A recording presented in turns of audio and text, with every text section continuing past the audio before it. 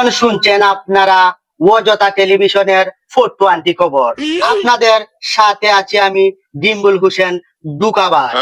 শুরুতেই বলে দিতেছি ফাও শিরোনাম। এখন আমার একটা বাত এসেছে, আপনারা কেউ হাসবেন না, হাসলে কেউ আপনাদেরকে টাকা দিবে না। এখন চলে যাচ্ছি বিস্তারিত খবর। এক সান্টার পকেটের ভিতরে 3টি শিয়ালের বাচ্চা পাওয়া গেছে, আরো 150টা পাওয়ার সম্ভাবনা আছে। এক বেটির কুপার ভিতরে 7 তলা বিল্ডিং পাওয়া গিয়েছে। আরে ভাই 7 তলা না 7 তলা। ও আচ্ছা, এক বেটির কুপার ভিতরে 7 তলা বিল্ডিং পাওয়া গিয়েছে, আরো 9 তলা পাওয়ার সম্ভাবনা আছে। এখন আমার ভাল লাগে না, আমি সংবাদ পড়ে ফেলি। আরে ভাই এটা টাইম হবে, আপনি জানেন কই খবর কই? ও আচ্ছা ঠিক আছে। এখানে জিকির করা বইছি না, এখানে সংবাদ পড়া বইছি, আপনি একটু থামেন। টার্মিনাল আছে না, হেলফারের তলে পইরা 3টা হেলিকপ্টার মারা গিয়েছে। এখন চলে যাচ্ছি বিস্তারিত খবর।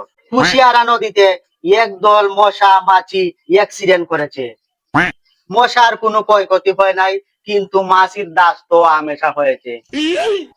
আরেক দিকে হিমহে ফিকির মাইরা জাইঙ্গা কুইল্লা ফালাইছে। আরে ভাই ফিকির না, ওটা জিকির মাছে। ও জিকির। আরেক দিকে জিকির মাইরা আরেক বেটার জাইঙ্গা কুইল্লা ফালাইছে। এখন শুনছেন আপনারা আরো বড় কুত্তা মার্কা বেদিশা নিউজ।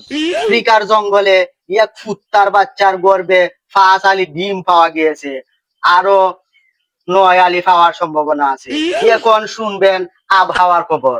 আমার পেটের ভিতরে কুরকুরি শুরু হয়ে গেছে, মনে হইতেছে প্রচন্ড বৃষ্টি এবং খুব বেশি মেঘ আসার সম্ভাবনা আছে।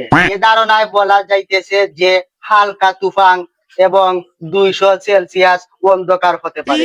এখন আপনাদের সাথে আছি আমি ডিম্বুল হোসেন 420 দুকাবার। এখনকার মতো এই মুহূর্তে এখনই শেষ করলাম। আগামীতে তুফানের পরে আবার আসার সম্ভাবনা নাও থাকতে পারে।